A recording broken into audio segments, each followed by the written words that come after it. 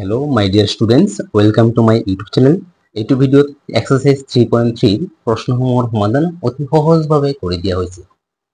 Question number 1, answer the following question with the help of bar graph. ইয়াৰ অৰ্থ bar graph বা দণ্ডচিত্ৰৰ সহায়ত তলত দিয়া প্ৰশ্নসমূহৰ উত্তৰ দিয়া। A number of students who like different games are shown in bar graph. ইয়াৰ অৰ্থ ডিফাৰেন্ট গেমস বা বিভিন্ন ধৰণৰ খেল ভাল পোৱা ছাত্ৰ-ছাত্ৰীৰ সংখ্যা বাৰ গ্ৰাফ বা দণ্ডচিত্ৰত দেখুওৱা হৈছে। Answer the following questions with the help of bar graph. তলত দিয়া প্ৰশ্নসমূহ বাৰ গ্ৰাফৰ সহায়ত উত্তৰ কৰা। এতিয়া তোমালোকে এই বাৰ গ্ৰাফটো ভালকে মন কৰা। ইয়াতে লিখা আছে scale 1 unit equal to 10 students. যেনে ইয়াৰ পৰা এইখিনি হৈছে 1 ইউনিট 10 ষ্টুডেন্ট বুজাইছে। ইয়াৰ পৰা এইখিনি আৰু 1 ইউনিট অৰ্থাৎ আৰু 10 ষ্টুডেন্ট বুজাইছে। তাৰ মানে এনেদৰে 1 ইউনিট ইকুয়াল টু 10 ষ্টুডেন্টস। এইবিলাক হৈছে নাম্বাৰ অফ ষ্টুডেন্টস। এইটো সাইডত বুজাইছে ছাত্ৰ-ছাত্ৰীৰ সংখ্যা। ইফালে লিখা আছে ক্ৰিকেট। যেনে এইটো ক্ৰিকেটৰ কাৰণে বাৰ, এইটো ফুটবল, এইটো ফুটবলৰ কাৰণে এটা বাৰ বা দণ্ড, কাবাডীৰ কাৰণে বাৰ বা দণ্ড আৰু ৰানিংৰ কাৰণে বাৰ বা দণ্ড। এতিয়া এই দণ্ডচিত্ৰৰ তলত প্ৰশ্ন আছে, তোমালোকে মন কৰা। প্ৰথম প্ৰশ্নটো হৈছে how many students like football. আমি এই বাৰ গ্ৰাফটোৰ পৰা উলিয়াব লাগিব কিমানজন ছাত্ৰ-ছাত্ৰী ফুটবল ভাল পায়। এতিয়া তোমালোকে এই তালিকাটোক মন কৰা। এইটো হৈছে ফুটবলৰ কাৰণে এটা বাৰ। এই ফুটবলৰ বাৰটো চাই লোৱা। বাৰটোৰ একদম ওপৰৰ অংশটো যদি আমি সিধা বাওফালে এনেকে লৈ যাও আমি 60 পাম। তাৰ মানে এই দণ্ডটো 60 লৈকে ওপৰত উঠিছে। তাৰ মানে ইয়াতে বুজাব যে ফুটবল ভাল পোৱা ছাত্ৰ-ছাত্ৰীৰ সংখ্যা হৈছে 60 আৰ ইয়াতে লিখিও দিয়া আছে। তো আমাৰ প্ৰথমটোৰ এনসাৰ হ'ব 60। প্ৰথম কোৱেশ্চনটোৰ কাৰণে এনসার লিখিম 60 ষ্টুডেন্টস লাইক ফুটবল। 2 নাম্বার ইয়াতে আছে how many students like all the 4 games. ইয়াৰ অৰ্থ আটাইবোৰ খেল ভাল পোৱা ছাত্ৰ-ছাত্ৰীৰ সংখ্যা কিমান। এতিয়া আটাইবোৰ ছাত্ৰ-ছাত্ৰী কিমান হ'ব আমি কেনেকে পাম তোমালোকে চোৱা। ক্ৰিকেট ভাল পোৱা হৈছে 40 জন, গতিকে 40 যোগ ফুটবল ভাল পোৱা 60 জন, আমি যোগ কৰি লব 60। কাবাডী ভাল পোৱা 45, গতিকে লিখিব লাগিব 45 প্লাস এইটো আছে ৰানিং ভাল পোৱা 50, গতিকে 50। এতিয়া এই গোটেই কেইটা যোগ কৰিলে যি পোৱা যাব সেইটো হ'ব আটাইবোৰ খেল ভাল পোৱা ছাত্ৰ-ছাত্ৰী। যদি আমি যোগ কৰো 40 আৰু 60 যোগ কৰিলে 100 আৰু 45 যোগ কৰিলে 145 প্লাস 50 195, অৰ্থাৎ 195 students like all the 4 games. তাৰ পিছৰ কোৱেশ্চনটো চোৱা। What is the difference between the highest number of students who like particular game, the least number of students who like another particular game. ইয়াৰ অৰ্থ আটাইতকৈ বেছি ভাল পোৱা খেলবিধ আৰু আটাইতকৈ কম ভাল পোৱা খেলবিধৰ মাজত পাৰ্থক্য কিমান। এতিয়া তোমালোকে চোৱা যে আটাইতকৈ বেছি ভাল পোৱা খেল কোনবিধ। আমি ইয়াতে দেখা পাইছো ফুটবল, গতিকে ফুটবলৰ ভাল পোৱা ছাত্ৰ-ছাত্ৰী হৈছে 60। তাৰ পৰা আমি বিয়োগ কৰিব লাগিব আটাইতকৈ কম ভাল পোৱা এইকেইটাৰ ভিতৰত আছে ক্ৰিকেট। তো ক্ৰিকেট কিমান জনে ভাল পায় 40 জনে। তো 60 পৰা যদি 40 বিয়োগ কৰো আমি পাম 20, অৰ্থাৎ এই প্ৰশ্নটোৰ উত্তৰ হ'ব যে 20। কাৰণ ইয়াতে কৈছে আটাইতকৈ বেছি ভাল পোৱা খেল আৰু আটাইতকৈ কম ভাল পোৱা খেলবিধৰ মাজৰ ডিফাৰেন্স বা পাৰ্থক্য কিমান আমি পাইছো 20। ইয়াতে স্টুডেন্টস লিখি দিব পাৰা 60 স্টুডেন্টস বা 60%। তো গোটেই কেইটা স্টুডেন্টস লিখি দিলে হৈ যাব students. Question number B, in a mathematics test marks secured by students are 60, 65, 70, 75, 80 out of 100 marks. ইয়াৰ অৰ্থ গণিতৰ পৰীক্ষাত ছাত্ৰ ছাত্ৰীসকলে লাভ কৰা নম্বৰ হল 60, 65, 70, 75, 80 100ৰ ভিতৰত অৰ্থাৎ 100 নম্বৰৰ ভিতৰত ছাত্ৰ ছাত্ৰীসকলে এনেদৰে নম্বৰ পাইছে the marks are displayed in bar graph as follows আর সেই মাৰ্কসমূহ বাৰ গ্ৰাফৰ জৰিয়তে তলত প্ৰদৰ্শন কৰা হৈছে তোমালোকে ইয়াতে বাৰ গ্ৰাফটো মন কৰা লিখা আছে scale 1 unit equal to 1 student ইয়াতে 1 ইউনিট হৈছে ইয়াৰ পৰা এখিনি 1 ইউনিট আৰু বুজাইছে 1 স্টুডেন্ট যেনে ইয়াৰ পৰা এখিনি 1 আৰু 1 2 ইউনিট দুইজন স্টুডেন্ট বুজাইছে অৰ্থাৎ 1 ইউনিট ইকুয়াল টু 1 স্টুডেন্ট তলৰ ফালে দিয়া আছে মাৰ্কস অবটেইন অৰ্থাৎ লাভ কৰা নম্বৰ এতিয়া তোমালোকে চোৱা ইয়াতে লিখা আছে 60 নম্বৰ 60 নম্বৰ লাভ কৰা স্টুডেন্ট কিমানজন আছে 4 এটো আছে 65 নম্বৰ 65 নম্বৰ লাভ কৰা স্টুডেন্ট হৈছে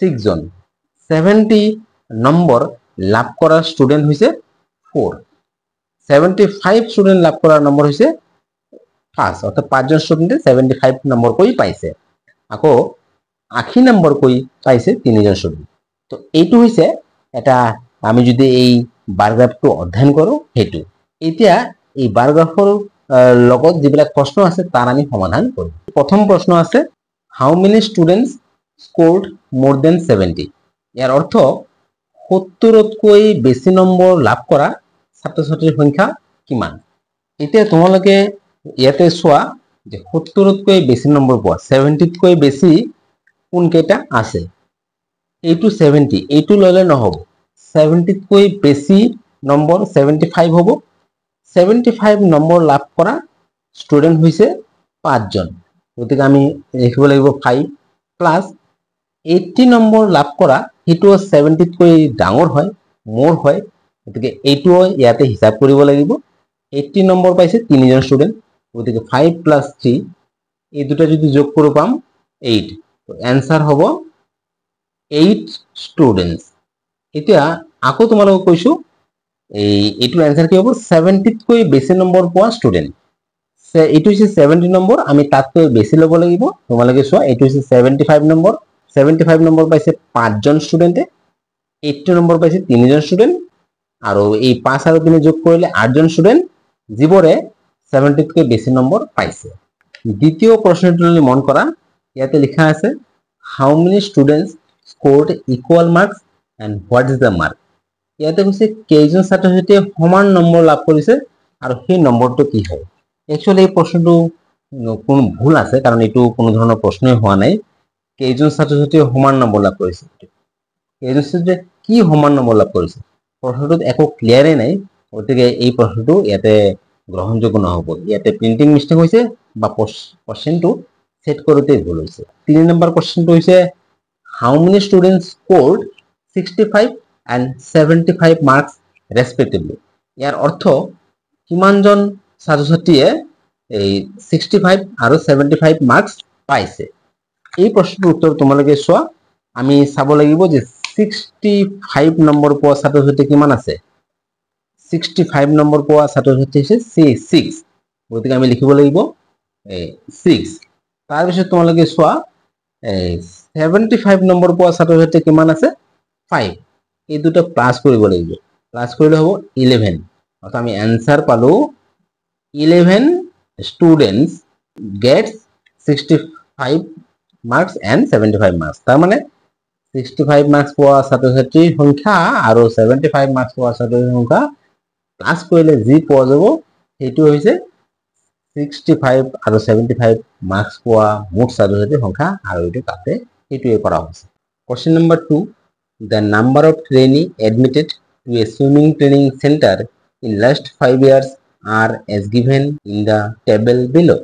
ইয়াৰ অৰ্থ যোৱা 5 বছৰত সুইমিং ট্ৰেইনিং চেণ্টাৰত এডমিশন লোৱা বা নামভৰ্তিকৰণ কৰা ট্ৰেইনীসকলৰ সংখ্যা তলৰ তালিকাত দিয়া হৈছে যেনে ইয়াতে লিখা আছে ইয়াৰ নাম্বাৰ অফ ট্ৰেইনিজ যেনে 2014ত ট্ৰেইনী বা প্ৰশিক্ষাৰ্থীৰ সংখ্যা আছিল 650 2015ত 700 এই দৰে দিয়া আছে using appropriate scale draw the bar graph and answer the following questions কৈছে উপযুক্ত স্কেল বা মাপন লৈ পেলাই বাৰ গ্ৰাফ অংকন কৰা আৰু তলৰ প্ৰশ্নসমূহৰ উত্তৰ দিয়া। এতিয়া এই তথ্যসমূহৰ সহায়ত আমি অতি সহজ উপায়ত কিদৰে বাৰ গ্ৰাফ অংকন কৰিব পাৰি তোমালোকে এতিয়া চাব পাৰিম। বাৰ গ্ৰাফ অংকন কৰিবৰ কাৰণে আমি প্ৰথমে এটা ভাৰ্টিকেল লাইন অংকন কৰিব লাগিব। মই ভাৰ্টিকেল লাইন এইদৰে অংকন কৰিলো। তাৰপিছত এটা হৰিজন্টেল লাইন আঁকিব লাগিব। তো হৰিজন্টেল লাইন মই এইদৰে অংকন কৰিলো। হৰিজন্টেল আৰু ভাৰ্টিকেল লাইন অংকন কৰাৰ পিছত আমি এইদৰে এই 1 সেন্টিমিটাৰ য'ত আছে আমি মাৰ্ক কৰিব লাগিব। তলৰ ফালেও এনেকে মাৰ্ক কৰিব লাগিব। তাৰপিছত তোমালোকে মন কৰা, এতিয়া আমি ওপৰৰ ফালে স্কেল ল'ব লাগিব, অৰ্থাৎ আমি 1 ইউনিটত কিমান ল'ম। তোমালোকে ইয়াতে মন কৰা, আটাইতকৈ কম আছে ইয়াতে 450 আৰু আটাইতকৈ বেছি ট্ৰেইনিৰ সংখ্যা আছে 700। গতিকে 700 ট্ৰেইনিও যাতে ইয়াতে আমাৰ জোৰে সেইটো আমি চাব লাগিব। সেইকাৰণে ইয়াতে মই স্কেলটো 1 ইউনিট ইকুৱেল টু 50 ল'ম।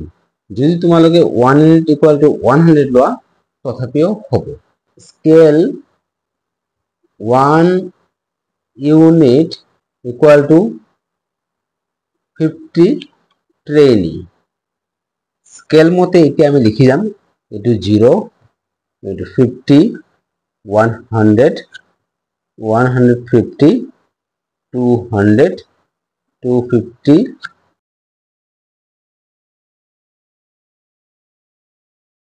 650, 700। গতিকে আমাৰ 700 লৈকে লাগিব। তলৰ ফালে আমি ল'ব লাগিব ইয়াৰ বা বছৰ। এতিয়া আমি যেহেতু দণ্ড হ'ব, আমি দণ্ডবিলাকৰ মাজত গেপ থাকিব লাগিব। তো মই প্ৰথম বছৰটো আমি এইখিনিত ল'লো, অৰ্থাৎ এইটো মই 2014 বুলি লিখিলো, 2014। ইয়াতে বাৰটো কি হ'ব তোমালোকে চোৱা, 2014ত ট্ৰেইনিৰ সংখ্যা হৈছে 650, অৰ্থাৎ আমি চাব লাগিব 650 ক'লৈকে আছে, এইখিনিলৈকে 650 আছে। তোমালোকে ইয়াতে 650ৰ চিধাকৈ এটা লাইন অংকন কৰিবা, এইটো লাইন। তাৰপিছত আমি 12 অংকন কৰিব লাগিব। স্কেল পাত এইদৰে লৈ পেলাই তলৰ ফালে এটা লাইন আঁকিবা। একেদৰে আৰু এটা লাইন আঁকিব লাগিব যাতে এইটো বাৰ এটা হয়। এইটো 2014ৰ কাৰণে বাৰ হ'ল। এতিয়া 2015ত আছে 700, আমি গেপ দি পেলাই এইটো লিখিম 2015। এইটোত 700, গতিকে 700 হ'লে তোমালোকে 700 এইখিনি ইয়াৰ চিধা যাব আৰু এনেকে আমি আগত ওপৰৰ লাইনটো আঁকি লওঁ, তেতিয়াহ'লে তলৰখিনি আগতে সহজ হ'ব। এতিয়া ওপৰৰ পৰা তললৈকে লাইন অংকন কৰি গ'লে হ'ল। তো তোমালোকে চোৱা 700 ট্ৰেইনিৰ কাৰণে এটা বাৰ হ'ল 2015। তাৰপিছত 2016 এইটো গেপ দি পেলাই আৰু এটা বাৰৰ কাৰণে এইটো 2016 বুলি ল'লো। 2016ত ট্ৰেইনিৰ সংখ্যা 450 হৈছে ইয়াতে। গতিকে স্কেল পাত এইদৰে চিধা ল'বা, 450ৰ চিধাকৈ বাৰটো যিমান ওখলৈকে হ'ব উচ্চতা, সেই উচ্চতাটো আমি থিৰাং কৰিলো। ইয়াৰ পিছত তলৰ ফালে আমি দুইফালে দুটা লাইন অংকন কৰিলে বাৰডাল হৈ যাব। 2017 মই আকৌ গেপ দি পেলাই এইটো 2017 বুলি ল'লো। 2017ত ট্ৰেইনিৰ সংখ্যা আছিল 500 হৈছে এইটো। গতিকে আমি আগত 500ৰ চিধাকৈ বাৰডাল যিমানৰ উচ্চতা হ'ব সেইটো আগত নিৰ্ণয় কৰি লওঁ। এতিয়া তলৰ ফালে জইন কৰিলে হৈ যায়। তাৰপিছত আমি চাব লাগিব 2018ত আছে 600, গতিকে আকৌ এৰি পেলাই একঘৰ এৰি পেলাই এইটো 2018 হ'ব। এতিয়া 2018ত আছে 600 এইখিনিলৈকে যাব, গতিকে 600 এনেকে যাব। 600ৰ চিধাকৈ 2018ৰ যি বাৰ হ'ব, বাৰটো উচ্চতা ইমানলৈকে হ'ব। আমি এতিয়া তলৰ ফালে জইন কৰিব লাগিব। জইন কৰাৰ লগে লগে আমি 2018 কিমান ট্ৰেইনি আছিল তাৰো এটা বাৰ পালো। ইয়াৰ পাছত তোমালোকে এইটো অলপ ধুনীয়া কৰিবৰ কাৰণে তোমালোকে এনেকে শেডিং কৰিব পাৰা, যেনেকে এইদৰে শেডিং কৰিব পাৰা।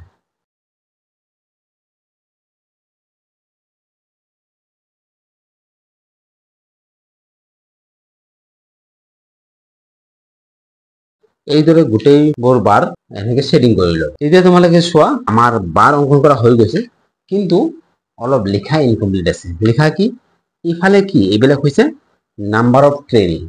তোমালোকে চাই লোৱা আমাৰ কোৱেশ্চনত আছে নাম্বাৰ অফ ট্ৰেইনিং, অৰ্থাৎ আমি এইটো সাইডত লিখিব লাগিব নাম্বাৰ অফ ট্ৰেইনিং। তোমালোকে কোৱেশ্চনত চোৱা ইয়াতে লেখা আছে ইয়াৰ, আমি ইয়াৰ কোনফালে লিখিলো? ইয়াৰ লিখিলো তলৰ ফালে, গতিকে আমি এইটো সাইডত লিখিম ইয়াৰ। এতিয়া কোৱেশ্চনসমূহৰ সমাধান কৰিম।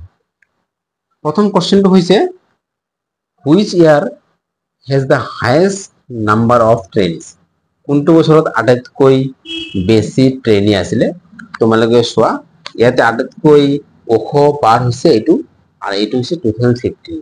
গতিকে 2015ত বাৰডাল আটাইতকৈ বেছি ওখ, গতিকে 2015 হ'ব ইয়াৰ এনসাৰ। আৰু তোমালোকে যদি ইয়াতে কোৱেশ্চনো চোৱা আটাইতকৈ ট্ৰেইনি আছে 700, আৰু 700 ট্ৰেইনি এডমিশন লৈছে কোনটো বছৰত? 2015। 1 নম্বৰৰ এনসাৰ হ'ব 2015। 2 নম্বৰত আছে what is the total number of trainees who took admission in the year 2014, 15 and 16? তার মানে 2014, 15 আর 16 নাম ভর্তিকরণ করা টোটাল ট্রেইনি বা প্রশিক্ষার্থীর সংখ্যা কিমান আসলে? তো এইটো কিদৰে পোৱা যাব? স্বাভাৱিকভাৱে এইটো আমি পাম এই তিনিটা বছৰৰ ট্ৰেইনিৰ সংখ্যা যোগ কৰি পেলাই। যেনে 2014ত আছিল 650, তাৰ লগত যোগ হ'ব 2015ত এডমিশন লৈছিল 700 প্লাস 2016ত এডমিশন লৈছিল 450। এতিয়া গোটেইকেইটা যদি যোগ কৰোঁ আমি পাম 1800 trainees, অর্থাৎ number of trainees admitted in the 2014, 15 and 16, 1800. Question number 3, the students who like or dislike different colors are given below. ইয়াৰ অৰ্থ বিভিন্ন ৰং ভাল পোৱা আৰু বেয়া পোৱা ছাত্ৰ ছাত্ৰীৰ সংখ্যা তলৰ তালিকাত দিয়া আছে। যেনে কালাৰ্স হৈছে blue, green, red, violet. Students who like, ইয়াৰ অৰ্থ ভাল পোৱা ছাত্ৰ ছাত্ৰীৰ সংখ্যা, মানে কোনজন ছাত্ৰই কি ৰং ভাল পায়। তলত দিয়া student who do not like, আৰু কোনবোৰ ছাত্ৰই বেয়া পায়। যেনে ধৰি লোৱা ব্লু ভাল পোৱা কিমানজন? 14জন ছাত্ৰ ছাত্ৰী, আকৌ ব্লু বেয়া পোৱা 7জন। গ্ৰীন ভাল পোৱা ছাত্ৰ ছাত্ৰী হৈছে 15জন, আৰু বেয়া পোৱা হৈছে 10জন। এইদৰে আছে। তলত দেখা আছে using appropriate scale draw a double bar graph. ইয়াৰ অৰ্থ উপযুক্ত স্কেল বা মাপনি ব্যৱহাৰ কৰি ডাবল বাৰ গ্ৰাফ বা দ্বৈত দণ্ডৰেখ অংকন কৰা। এতিয়া দ্বৈত দণ্ডৰেখ কিদৰে অংকন কৰা হ'ব তোমালোকে এতিয়া দেখা পাবা। বাৰ গ্ৰাফ অংকন কৰিবৰ কাৰণে আমি প্ৰথমে এটা ভাৰ্টিকেল বা উলম্ব অক্ষ আঁকি লওঁ। এইখিনিলৈকে আমাৰ এইখিনি হলে হৈ যাব, তোমালোকে গম পাই যাবা।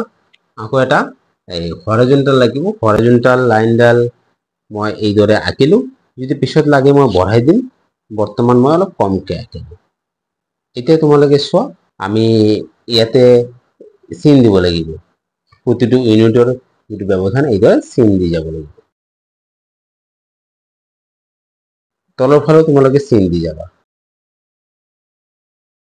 এতিয়া আমি চাব লাগিব যে স্কেল কি ল'ম। তোমালোকে ইয়াতে চোৱা যে ভাল পোৱা ছাত্ৰ ছাত্ৰীৰ সংখ্যা আটাইতকৈ বেছি কিমান আছে? 15, আৰু আটাইতকৈ কম 5। তো যেহেতু 15 আটাইতকৈ বেছি, গতিকে স্কেলটো মই ইয়াতে 1 হিচাপত ল'ম। যেনে 1 ইউনিট ইকুয়াল টু 1 ষ্টুডেণ্ট। স্কেলটো তোমালোকে ওপৰৰ ফালে লিখিবা বা তলৰ ফালে লিখিব পাৰা। Scale 1 unit equal to 1 student, তাৰ মানে এক এককে এজন ছাত্ৰক বুজাইছে। এতিয়া ইফালে লিখি ল'ম ভাৰ্টিকেলৰ ফালে 0 ৰ পৰা আৰম্ভ কৰি 0 1 2 3 4 ওপৰত 15 আৰু তাৰ ওপৰত আমি এটা এৰো দিম তলৰ ফালে আমি এতিয়া একো নিলিখো যেনেকৈ যিদৰে প্ৰয়োজন হয় আমি সেইদৰে লিখিম এতিয়া তোমালোকে মন কৰা প্ৰথমে দিয়া আছে ব্লু তোমালোকে চোৱা ব্লু ভাল পোৱা 14 জন আৰু বেয়া পোৱা 7 জন কিন্তু এই ব্লুৰ ভাল পোৱা বেয়া পোৱা আমি একেলগে অংকন কৰিম মানে ওচৰা ওচৰি যেনে প্ৰথমে যদি আমি ভাল পোৱাটো চাওঁ ষ্টুডেণ্ট হু লাইক ভাল পোৱা 14 জন আমি চাব লাগিব 14 আছে এইখিনি গতিকে 14ৰ চিধাকৈ এটা লাইন আঁকিব লাগিব মই এইটো লাইন আঁকিলোঁ তাৰপিছত তলৰ ফালে জয়েন কৰিব লাগিব এই বাৰটো বা দণ্ড পাবৰ কাৰণে তাৰপিছত তোমালোকে চোৱা বেয়া পোৱা আছে কিমান 7 জন বেয়া পোৱা 7 জনটো 7 আছে ইয়াতে 7ৰ চিধাকে এটা বাৰ অংকন বাৰডাল যিমান ওপৰলৈ যাব এটা অংকন কৰোঁ তাৰপিছত তলৰ ফালে আমি আঁকি দিলোঁ লাইন মনত ৰাখিবা ব্লুৰ কাৰণে যি দুটা বাৰ হ'ব সেই দুটা এটা আনটোৰ ওচৰত লাগি থাকিব সেইকাৰণে এইটো ডাবল বাৰ ডায়াগ্ৰাম বুলি কোৱা হ'ব দ্বৈত অভিভজনৰ সূত্ৰ এতিয়া ব্লু শেষ হ'ল আমি ইয়াতে লিখিলোঁ ব্লু তাৰপিছত আমি চাব লাগিব গ্ৰীণ এতিয়া ব্লুৰ পিছত অলপ গেপ দিব লাগিব গেপ দি পেলাই গ্ৰীণ ল'ব লাগিব গ্ৰীণ তোমালোকে চোৱা হাইয়েষ্ট হৈছে 15 গতিকে 15 হৈছে এইখিনিলৈকে আছে আমি ওপৰত লাইনটো আকৌ দি লওঁ কিমানলৈকে দেখা দণ্ডডাল যাব এইটো তাৰপিছত তলৰ ফালে জয়েন কৰিলে আমি দণ্ড পাই যাম তো মই দণ্ড পালোঁ এতিয়া চাই লোৱা গ্ৰীণৰে আকৌ বেয়া পোৱা 10 জন 10 আছে ইয়াতে 10ৰ চিধা লৈ পেলাই দণ্ডৰ উচ্চতাটো আমি লৈ লওঁ আগত তাৰপিছত এইদৰে জয়েন কৰিলে আমি দণ্ড পাই যাম তো এই দুটা মিলি হৈছে গ্ৰীণ দুটা একেলগে থাকে কাৰণে এইটো ডাবল বাৰ ডায়াগ্ৰাম বুলি কোৱা হয় তাৰপিছত আমি চাম ৰেড এতিয়া আকৌ অলপ স্পেচ এৰি দিব লাগিব ৰেডৰ কাৰণে ৰেড হ'ব এই দুটাৰ মাজত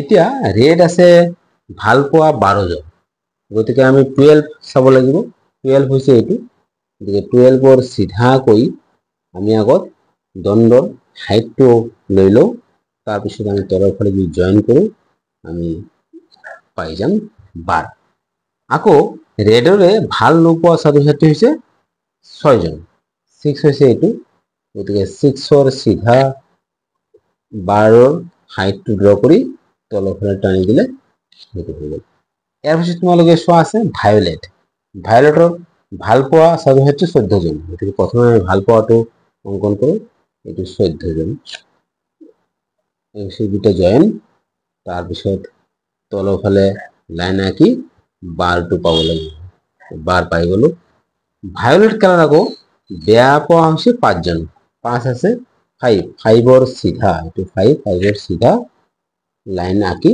তলৰ ফালে দিলে আমি বাৰ পাই যাম এইটো হৈছে ভায়োলেট গতিকে ভায়োলেট এতিয়া আমি কি লিখিব লাগিব এইকেইটা হৈছে কি একচুৱেলি কালাৰ্ছ তো ইয়াতে লিখিব পাৰোঁ কালাৰ্ছ আৰু এইবিলাক হৈছে নাম্বাৰ অফ ষ্টুডেণ্টছ আমি লিখিব লাগিব number of students bar diagram অংকন কৰা হৈ গ'ল কিন্তু তোমালোকে চোৱা যে ইয়াতে ব্লুৰ কাৰণে দুটা বাৰ হ'ল কিন্তু দুটা বাৰ কি কি একচুৱেলি এটা বাৰ হৈছে ষ্টুডেণ্ট হু লাইক আৰু হৈছে student who do not like তো প্ৰথমটো হৈছে ষ্টুডেণ্ট হু লাইক আমি এতিয়া দুটাৰ কাৰণে বেলেগ বেলেগ শেডিং ল'ব লাগিব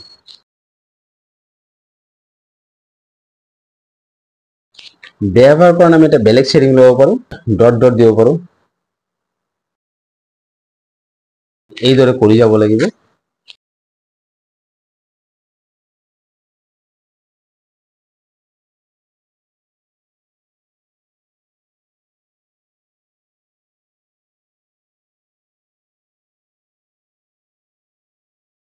এতিয়া এই ধৰণৰ শেডিং দিয়াৰ পিছত কোনটো কি বুজাইছে সেইটো কিন্তু আমি উল্লেখ কৰিব লাগিব। যেনে মই সেই কাৰণে ইয়াতে দুটা ইনডেক্স লৈ লওঁ, এইটো এটা আৰু এটা হৈছে এইটো এটা। এই চিনটো আমি এনেকে দিছো, গতিকে ইয়াতে মই এনেকে দিলো, আৰু এটা চিন ডট ডট দিয়া হৈছে, গতিকে এইটো এনেকে ডট ডট। এতিয়া এই ধৰণৰ শেডিংটো কি বুজাইছে? Student who like. তো ইয়াতে লিখিব লাগিব ষ্টুডেন্ট হু লাইক। এই ধৰণৰ শেডিংটো দিয়া হৈছে student who do not like. অৰ্থাৎ আমি শেডিংটো চাই গম পাম এই ধৰণৰ শেডিং হৈছে লাইক কৰা বা ভাল পোৱাৰ ছাত্ৰ ছাত্ৰীৰ সংখ্যা, আৰু এই ধৰণৰ ডট ডট দিয়াটো ভাল নপোৱা। তোমালোকৰ ইচ্ছামতে বেলেগ ধৰণৰ শেডিংও দিব পাৰা। Question number 4. Mark scored by a student in all the 4 evaluations in class 6 and class 7 out of total marks of 200 are given in the table. ইয়াৰ অৰ্থ ক্লাছ 6 আৰু 7ত এজন ছাত্ৰই 4টা ইভালুৱেশ্যন বা মূল্যায়নত 200 নম্বৰৰ ভিতৰত তেওঁ লাভ কৰা স্কোৰ বা নম্বৰ তলৰ তালিকাত দিয়া হ'ল। Using appropriate scale, draw a double bar graph and answer the following question. উপযুক্ত মাপনি ব্যৱহাৰ কৰি ডাবল বাৰ গ্ৰাফ অংকন কৰা আৰু তলৰ প্ৰশ্নসমূহৰ উত্তৰ দিয়া। এতিয়া এই তালিকাটোত কি আছে তোমালোকে এবাৰ মন কৰা। ইয়াতে লিখা আছে ক্লাছ 6 আৰু 7, আৰু ইংলিছ, মেথমেটিক্স এইদৰে সাবজেক্টসমূহ লিখা আছে। এতিয়া তোমালোকে চোৱা ক্লাছ 6ত ইংলিছত পাইছিল 144, ক্লাছ 7ত ইংলিছত পাইছে 130। এইদৰে মেথমেটিক্সত ক্লাছ 6ত পাইছে 164 আৰু 7ত 175। এইদৰে দিয়া আছে। এই তথ্যসমূহ আমি ডাবল বাৰ গ্ৰাফৰ জৰিয়তে উপস্থাপন কৰিব লাগিব। পিছত আমি এই তিনিটা প্ৰশ্নৰ এনসাৰ কৰিম। এতিয়া কিদৰে এই তথ্যসমূহ ডাবল বাৰ গ্ৰাফৰ জৰিয়তে উপস্থাপন কৰিব পাৰি তোমালোকে চোৱা। ডাবল বাৰ গ্ৰাফ অংকন কৰিবৰ কাৰণে আমি প্ৰথমে এটা ভাৰ্টিকেল বা উলম্ব অক্ষ অংকন কৰিব লাগিব। আমি প্ৰথমে সেই কাৰণে এইদৰে এটা ভাৰ্টিকেল বা উলম্ব অক্ষ আঁকি লওঁ। তাৰ পিছত আমি এটা হৰাইজন্টাল বা অনুভূমিক অক্ষ আঁকিব লাগিব। এইটো হৈছে হৰাইজন্টাল বা অনুভূমিক অক্ষ। তাৰ পিছত আমি সেন্টিমিটাৰ বিলাকত মাৰ্ক কৰি লওঁ, এনেকে মাৰ্ক কৰি থৈ দিওঁ। একেদৰে হৰাইজন্টাল লাইনতো আমি সেন্টিমিটাৰ য'ত আছে সেই হিচাপে মাৰ্ক কৰোঁ। এতিয়া তোমালোকে চোৱা যে ইয়াতে যে তথ্যবোৰ দিয়া আছে আটাইতকৈ ডাঙৰ সংখ্যা কি আছে। ইয়াৰ ভিতৰত আটাইতকৈ ডাঙৰ সংখ্যা হৈছে 175। গতিকে আমি মাপনি বা স্কেল এইদৰে ল'ব লাগিব যাতে 175 আমি সেই চিত্ৰত দেখুৱাব পাৰোঁ আৰু ক্লিয়াৰলি দেখুৱাব পাৰোঁ। গতিকে মাপনি ইয়াতে 1 সেন্টিমিটাৰ ইকুয়াল টু কিমান ল'লে ভাল হ'ব। তোমালোকে চোৱা যদি আমি 1 সেন্টিমিটাৰ ইকুয়াল টু 100 লওঁ তেতিয়াহ'লে মাত্ৰ 2 সেন্টিমিটাৰৰ ভিতৰতে 200 হৈ যাব, আৰু ইয়াতে আছে 175। গতিকে 1 সেন্টিমিটাৰ ইকুয়াল টু 100 লোৱাটো ভাল নহ'ব। যদি আমি 1 সেন্টিমিটাৰ ইকুয়াল টু 50 লওঁ, 50 যদি লওঁ ইয়াতে হাইয়েষ্ট 175 আছে। গতিকে এইটো 4 সেন্টিমিটাৰৰ ভিতৰতে হৈ যাব।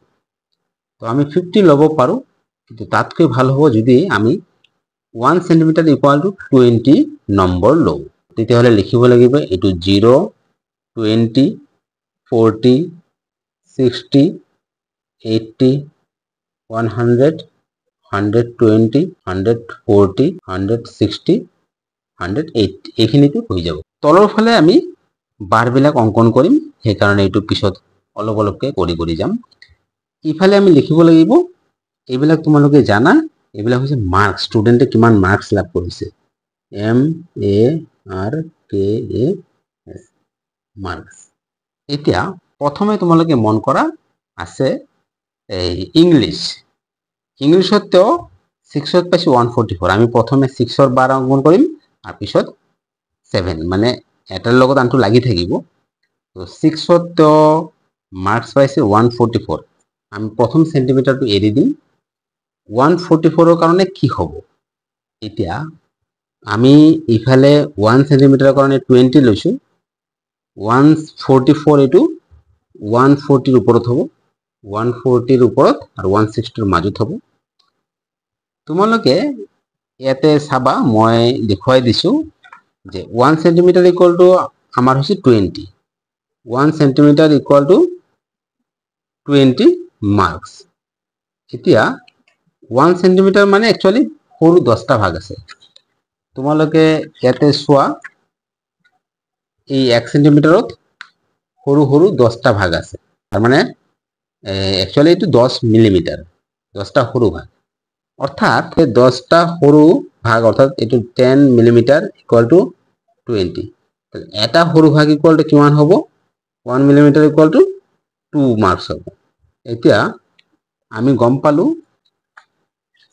যে এটা সৰু ভাগ মানে 2 নম্বৰ কাৰণ ইয়াতে 1 সেন্টিমিটাৰ 10টা সৰু ভাগ আছে এতিয়া 140 ৰ ওপৰত আৰু কিমান লাগে 4 কাৰণ 144 তেতিয়ালে সৰু দুটা ভাগ যাব লব লাগে আমি গম পালো যে 140 ৰ ওপৰত সৰু দুটা ভাগ অৰ্থাৎ এইখিনি মান লৈকে হ'ব এতিয়া এফালে ওপৰৰ লাইনটো ড্ৰ কৰি বাৰ অঙ্কন কৰিব কাৰণে লাইন দুটা টানিব লাগিব তলৰ ফালে তো এইটো এটা বাৰ হল এই বাৰটো হৈছে এই ক্লাস 6 ৰ আচ্ছা এইটো 6 ৰ লগতে তোমালোকে চোৱা 7 ত ইংলিশত নম্বৰ পাইছিল 130 তো 130 কি হ'ব এটো হৈছে 120 এটো 140 তার ঠিক মাজত হ'ব অর্থাৎ এই লাইনডাল হ'ব 140 আৰু 120 এৰ মাজত হৈছে 130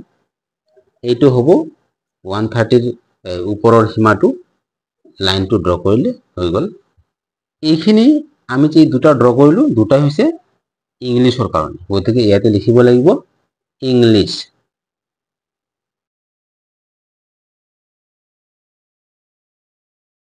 7 ৰ নম্বৰটোৰ কাৰণে মই ডট দিব পাৰো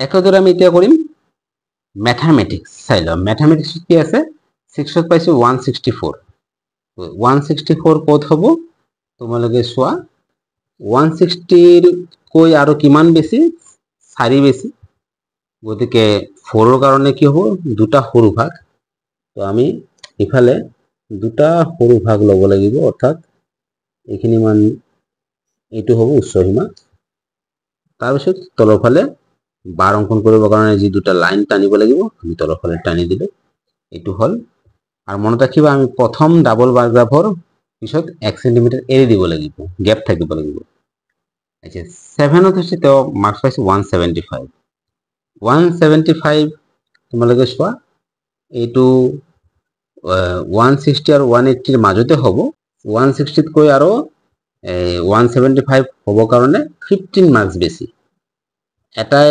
সৰু ভাগে যদি 2 বুজায় দুটা সৰু ভাগে বুজাব 4 তিনিটা সৰু ভাগে 6 চাৰিটা সৰু ভাগে 8 পাঁচটা সৰু ভাগে 10 অৰ্থাৎ এই 70 হল আৰু এটা সৰু ভাগে 72 আৰু এটা সৰু ভাগে 74 তাৰ পিছত আধা মান লব লাগিব ইমান মান যাব এতিয়া আমি লাইনডাল ড্ৰ কৰিলে হল তাৰ পিছত তলৰ ফালে টানি দিব লাগিব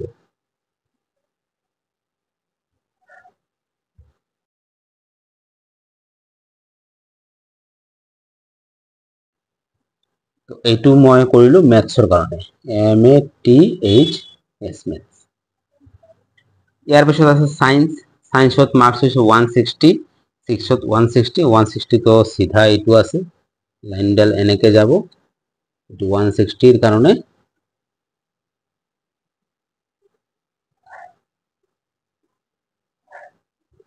আৰু 160 এৰ লগতে 7 ত পাইছিল সায়েন্সত 170 170 160 আৰু 180 ঠিক মাজত হ'ব অর্থাৎ ঠিক মাজে দি গলে এইটো হ'ব এতিয়া ইফালে জয়েন কৰিলে হৈ গল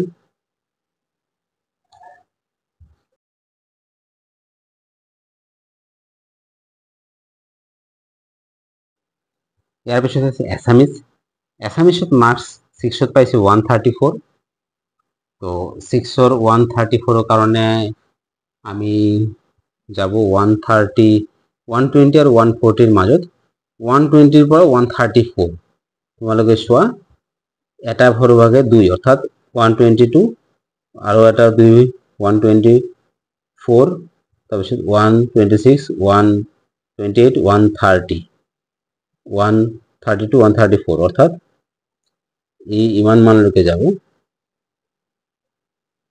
120 আৰু 140ৰ মাজৰ পৰা আৰু দুটা সৰু ভাগ ওপৰত এইটো হ'ব ওপৰৰ সীমা তাৰপিছত আমি লাইনটো তলৰ ফালে টানি দিলে হ'ল এটা বাৰ হৈ গ'ল লগতে তো 7ত পাইছে 165 160 আৰু 180ৰ মাজত থাকিব 160ৰ পৰা এটা সৰু ভাগে 2 দুটা সৰু ভাগে 4 2 আৰু আধা ললে হ'ব 2 আৰু আধা ললে এটো ইমান মানত যাব তাৰপিছত আমি তলৰ ফালে টানি দিলে বাৰ হৈ যাব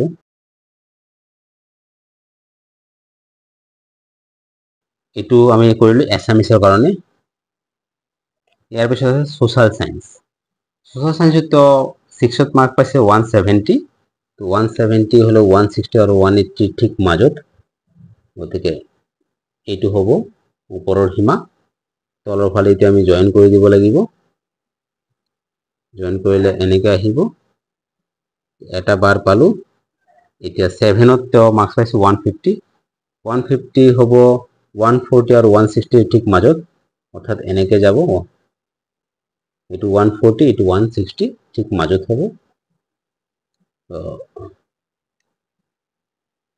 এইটো তলৰ ফালে জয়েন কৰিলে হৈ যাব এতিয়া তোমালোকে চোৱা ইয়াতে মই লাইনটো অলপ ছুটি হৈ গৈছে এনেকৈ অলপ বঢ়াই দিলে হৈ যাব এনেকৈ এটা কাটচিন দি দিবা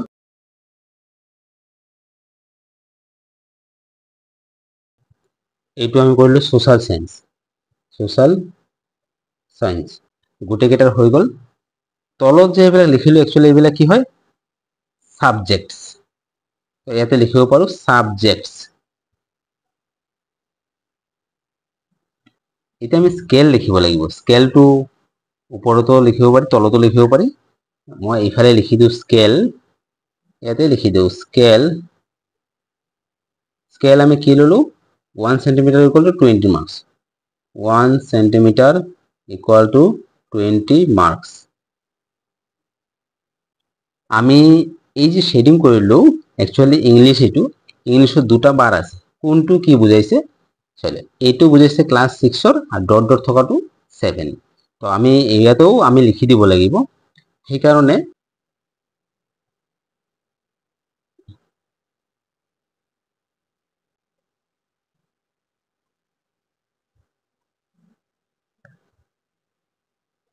এনেকে দুটা বক্স বনাই আমি প্ৰথম 6ৰ শেডিং যেনেকে দৰে কৰিছিলো একেদৰে ইয়াতে শেডিং কৰিম আৰু এটা শেডিং হৈছে ডট ডট এই ধৰণৰ শেডিংটো বুজাইছে ক্লাস 6 আৰু এই ধৰণৰ শেডিংটো বুজাইছে ক্লাস 7 অৰ্থাৎ তোমালোকে চোৱা এই চিত্ৰটো চালে গম পোৱা যাব যে এই ধৰণৰ শেডিংটো 6ৰ বুজাইছে আৰু ডট ডট থকাটো 7ৰ আর ইয়াতে নম্বর দিয়ে মার্ক সাবজেক্ট লেখাই আছে অর্থাৎ অতি সহজে গম পাওয়া যাব যে এই চিত্রটো জুড়ে কি বুঝাওয়া হয়েছে এতিয়া আমি প্ৰশ্নসমূহৰ সমাধান কৰো তো প্রথম কোশ্চেনটো হৈছে in which subject has the student শোন দ্য বেস্ট পারফরমেন্স অর্থাৎ কোনটো বিষয়ত ছাত্রজনে আটাইতকৈ বেছি পারফরমেন্স দেখুৱাইছে অৰ্থাৎ কোনটো বিষয়ত ছাত্ৰজনে আটাইতকৈ বেছি উন্নত ফল দেখুৱাইছে উন্নত ফল দেখুৱাইছে মানে এটো কেনেকৈ গম পোৱা যাব তোমালোকে চোৱা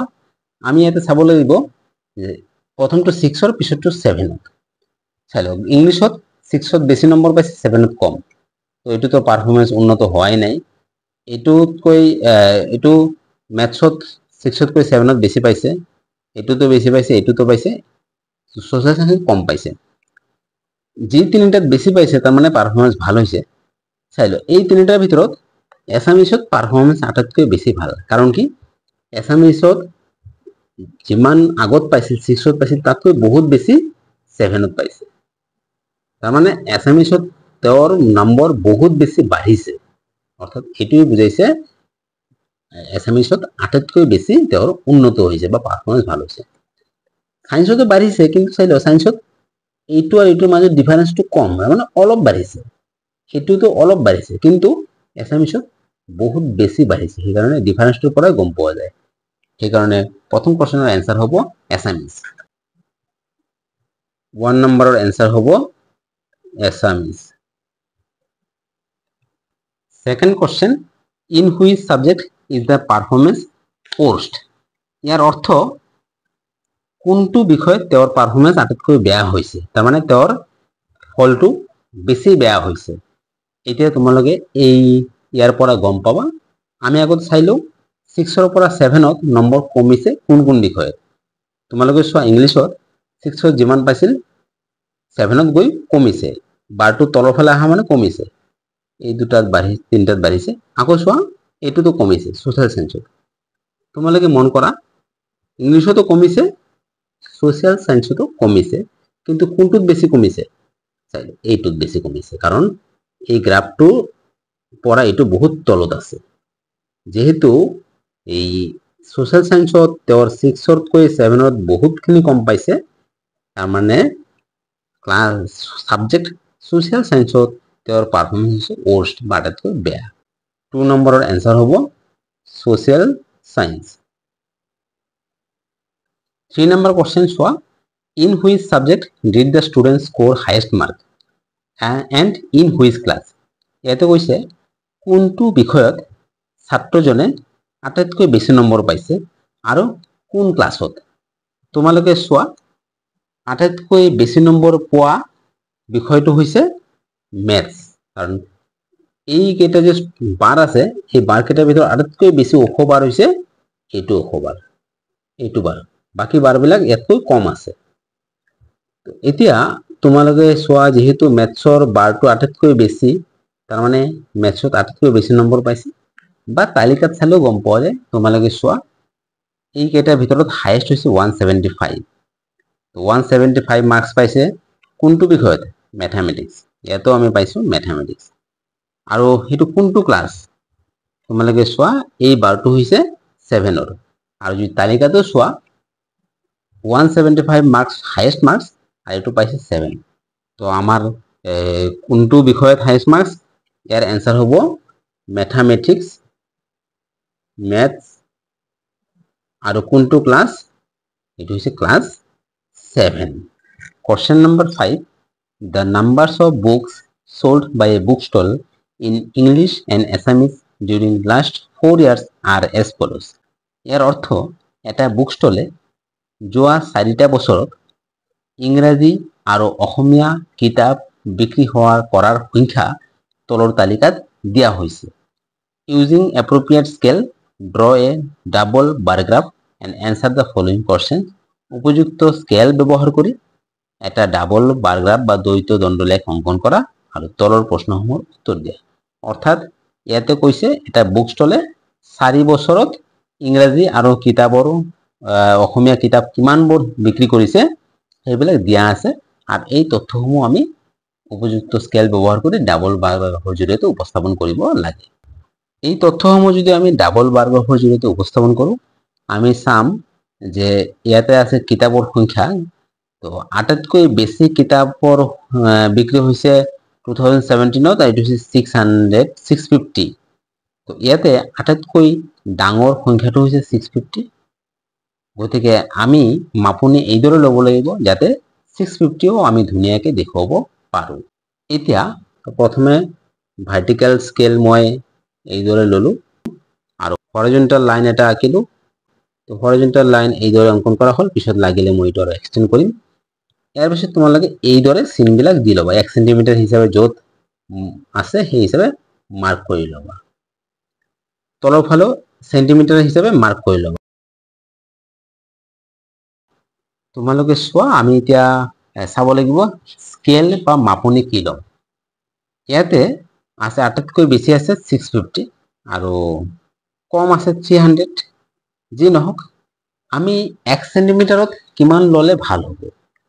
তোমালোকে চোৱা আমি যদি 1 সেন্টিমিটাৰ ইকুয়াল টু 10 লওঁ বহুত দীঘল লাইন আঁকিব লাগিব ইয়াতে 1 সেন্টিমিটাৰকৈ যদি 50 লওঁ তথাপি এইটো 13 সেন্টিমিটাৰ 14 সেন্টিমিটাৰ ল'ব লাগিব মই ইয়াতে 1 সেন্টিমিটাৰ ইকুয়াল টু 100 লম তেতিয়া হলে মোৰ 7 সেন্টিমিটাৰৰ ভিতৰতে গোটেইখিনি হৈ যায় তো স্কেলটো মই লিখিম তাৰ আগতে ইয়াতে লিখিলো এইটো 0 এইটো 100 200 300 400 500 600 700 আৰু নালাগে এইখিনিতে হৈ যাব লগতে মই স্কেলটো লিখি লওঁ স্কেল মই কি লৈছো 1 সেন্টিমিটাৰ ইকুয়াল টু 100 বুকস অর্থাৎ 1 সেন্টিমিটারে 100 বুকস বুঝাইছে ইফালে লিখিব লাগিব নাম্বার অফ বুকস সোল্ড অর্থাৎ বিক্রি হওয়া কিতাপৰ সংখ্যা এতিয়া আমি এটা এটাকৈ বাৰ অঙ্কন কৰিম প্ৰথমে আমি 1 সেন্টিমিটাৰ এৰি দিম তাৰপিছত 2014 ৰ বাৰ অঙ্কন কৰিম 2014 ত ইংলিছৰ কিতাপ বিক্ৰি হৈছে 350 তো 350 চোৱা এইটো 300 এইটো 400 তাৰ মাজত হ'ব 350 350 ৰ বাৰডাল যাব 300 আৰু 400 ৰ মাজত গতিকে এইটো বাৰৰ উচ্চতা হ'ব ইমান তলৰ ফালে আমি লাইন দুটা টানিলে বাৰ হৈ যাব লগতে 2014 ত এছামিছৰ কিতাপ বিক্ৰি হৈছে 500 500 ৰ বাৰ হ'ব এইটো হৈছে 500 এতিয়া বাকিখিনি আমি স্কেল দি জয়েন কৰিলে হৈ যাব তলৰ ফালে প্ৰথমটো হৈছে ইংলিছ পিছৰটো এছামিছ সেইকাৰণে দুটা কাৰণে বেলেগ বেলেগ শেডিং মই ইংলিছৰ কাৰণে এই ধৰণৰ শেডিং ললো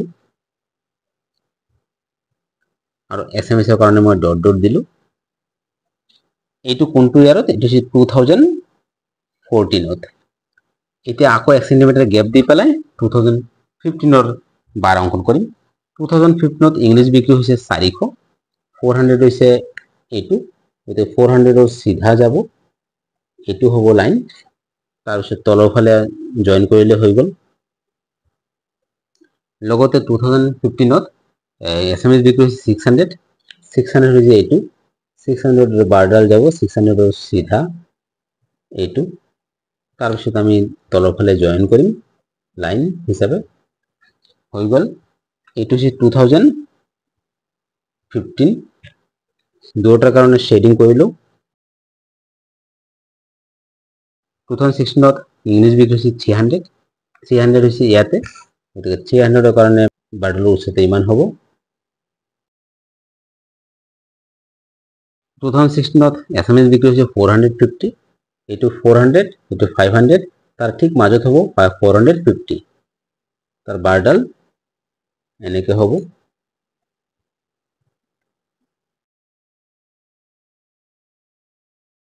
এইটো হৈছে 2016 আৰু এটা আছে 2017 ইংলিছৰ কিতাপ বিক্ৰি হৈছে 600 হ'ব এইটো 600 আৰু 600 ৰ সিধা এনেকে যাব এইটো হ'ব বাৰটো উচ্চতা তলৰ ফালে লাইন 12 লাইন অঙ্কন কৰিব লাগিব 2017 ত এছামিছ বিক্ৰি হৈছে 650 600 আৰু 700 ৰ মাজত অৰ্থাৎ এইটো হ'ব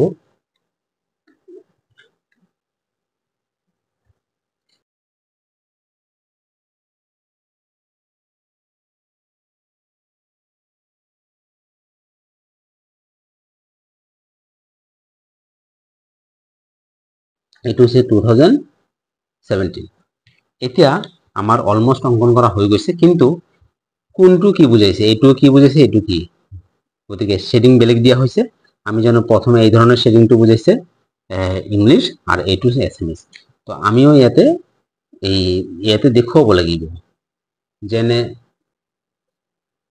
এনেকে এটা বক্স অঙ্কন কৰা হল